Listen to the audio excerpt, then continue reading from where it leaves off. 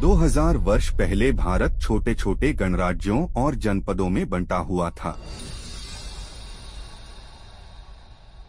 जिसके आंतरिक कलह और आपसी दुश्मनी के कारण पूरा देश बिखरता जा रहा था।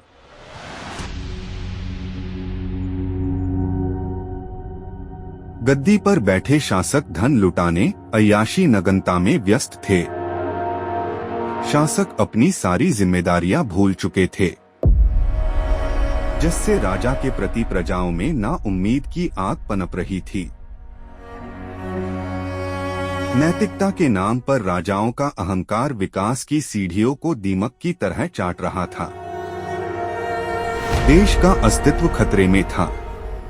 कहा जाए तो आर्थिक, सामाजिक, राजनीतिक, सांस्कृतिक सब स्थिरता के बंधक बन चुके थे।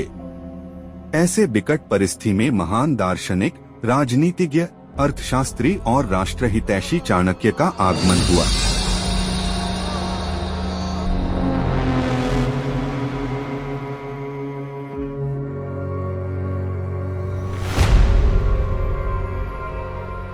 चाणक्य ने अपनी नीति से चंद्रगुप्त जैसे महान सम्राट का उदय करवाया। उन दिनों विदेशी शक्तियां भारत की ओर लगातार कदम बढ़ा रही थीं। इन विषम परिस्थितियों में भारतीय राजाओं को कोई गम नहीं था। उस वक्त चाणक्य की दूरदर्शिता काम आई और चंद्रगुप्त मौर्य ने संपूर्ण भारत को एकता के सूत्र में बांधकर नई भारत की स्थापना की। चंद्रगुप्त के पिता, वंश, जन्मस्थान आदि को लेकर इतिहासकारों और विद्वानों में मतभेद है। फिर भी माना जाता है कि चंद्रगुप्त के पिता पिप्पलिवन गणराज्य के प्रमुख थे। वे मौर्य वंश के थे। मौर्य वंश से संबंध होने के कारण चंद्रगुप्त के नाम के साथ मौर्य जुड़ा। जैन ग्रंथों के अनुसार मौर्य शाक्यों की एक शाखा थी। जब कौसलों के राजकुमार विरुधक ने शाक्यों पर आक्रमण किया था, मौर्य अपना मूल स्थान छोड़कर पिप्पलिवन में बस गए थे।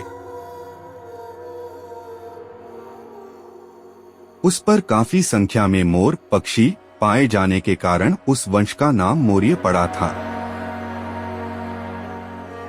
पिप्पलिवन मगध का सीमावर्ती गणराज्य था।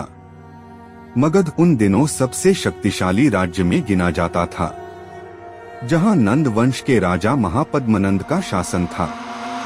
महापद्मनंद महत्वाकांक्षी राजा था। वह सीमावर्ती गणराज्यों को अपने राज्य में मिलाकर मगध का विस्तार करना चाहता था। उन दिनों महापद्मनंद ने पिप्पलिवन गणराज्य के प्रमुख की हत्या कर पिप्पलिवन को अपने राज्य मगध में मिला लिया।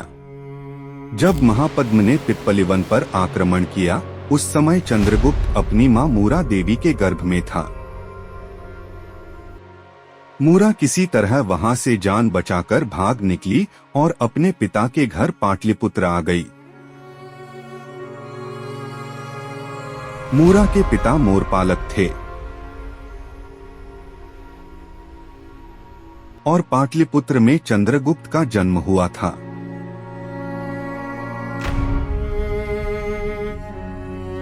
चंद्रगुप्त के जन्म काल तक मौर्य वंश का अस्तित्व समाप्त हो चुका था। कहे तो चंद्रगुप्त के पिता मौर्य वंश के अंतिम उत्तराधिकारी थे।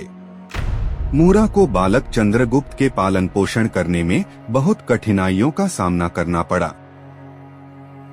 आर्थिक स्थिति बदतर होने से बच्चे के लालन पालन में कई तरह की मुसीबतें का सामना करना पड़ा। अपने बच्चे का मनोबल कम ना हो, इसके लिए मूरा उसे शूरवीरों की कहानियां सुनाया करती थी। बातों बातों में एहसास कराती थी कि वह कोई साधारण बालक नहीं बल्कि वह राजकुमार है। उसके पिता पिप्पलिवन के राजा थे। वह बच्चे में नंद वंश से प्रतिशोध लेने की भावना प्रेरित करती थी।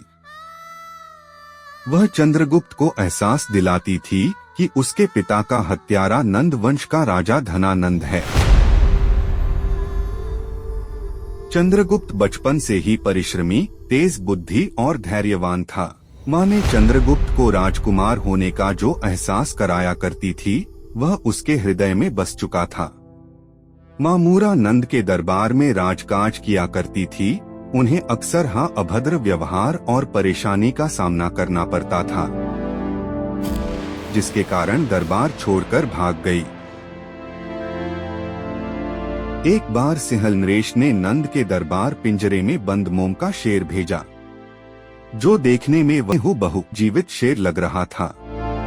साथ में एक संदेश भी था, जिसमें लिखा था कि पिंजरे में बंद इस शेर को पिंजरा खोले बगैर जो गायब कर देगा, वह सबसे ज्यादा बुद्धिमान और तीव्र बुद्धि का कहलाएगा। इस बात से नंद के दरबार में शूर वीर एक दूसरे को मुंह निहारने लगे। बालक चंद्रगुप्त ने इस काम को करने के लिए अपना कदम आगे बढ़ाया।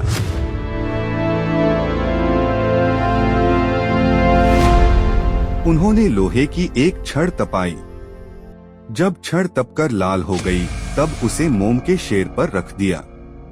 थोड़ी ही देर में बंद पिंजरे से शेर गायब हो गया।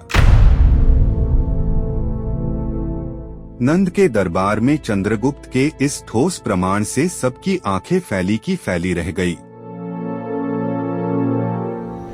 चंद्रगुप्त गांव में बच्चों के साथ मवेशी चराने लगे। वे सब मवेशियों के साथ गांव के बाहर एक पहाड़ी चरागाह में जाते थे। बालक चंद्रगुप्त सभी चरवाहों में सबसे होशियार और तेज बुद्धि का था। सबके साथ समान व्यवहार और उसकी बुद्धिमानी को सभी सम्मान करते थे। सभी साथियों ने चंद्रगुप्त को अपना मुखिया मान लिया था। वे उनके आदेश का पालन करते थे। एक दिन की बात है, चंद्रगुप्त साथियों के साथ राजा का खेल खेल रहा था। इसमें वे राजा बने थे। प्रजा बने अपने साथी को बार बार अपनी समस्या बताते थे और चंद्रगुप्त उनका समाधान करते थे। उनके साथी चंद्रगुप्त को जमीन पर नहीं बैठने देते थे। साथी लोग उनके लिए सिंहासन बने हुए थे। उनकी पीठ पर बैठकर वे न्याय कर रहे थे। संयोगवश तक्षशिला विद्यापीठ के आचार्य चाणक्य उधर से गुजर रहे थे। बच्चों का खेल देखकर वे कुछ देर रुक गए। वे चंद्रगुप्त को देखकर बहुत प्रभावित हुए। उन्हें लगा कि यह बालक बहुत होनहार है।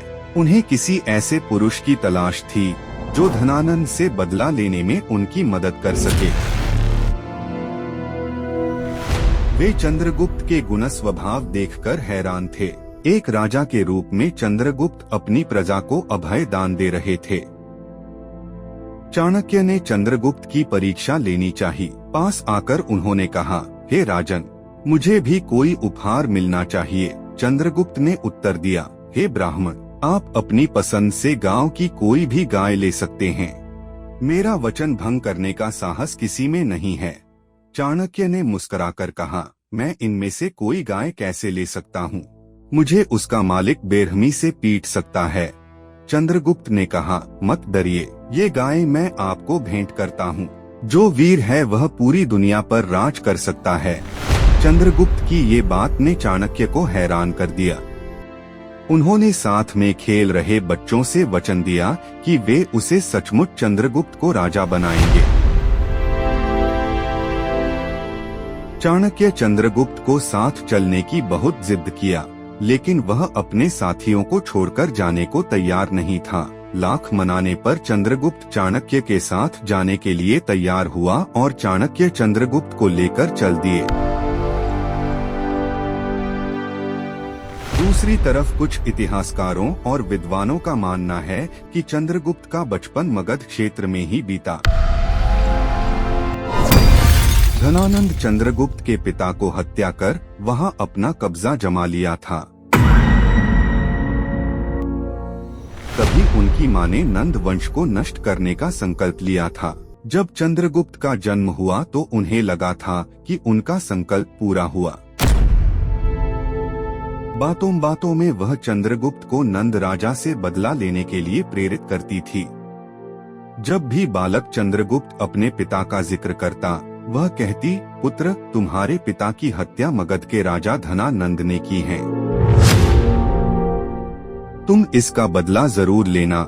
इस तरह चंद्रगुप्त के मन में भी नंद वंश मिटाने की भावना हमेशा आता रहा। अगले एपिसोड में देखिए, विश्व विजेता सिकंदर ने भारत के कई राज्यों पर अपना कब्जा जमाते हुए मगध की तरफ आगे बढ़ रहा था। कुछ मनोवादी राजा षड्यंत्र रचते हुए सिकंदर से संधि करने का मन बनाया। इस विकट परिस्थिति में चाणक्य ने चंद्रगुप्त के जरिए किस तरह षड्यंत्र का भेदन किया।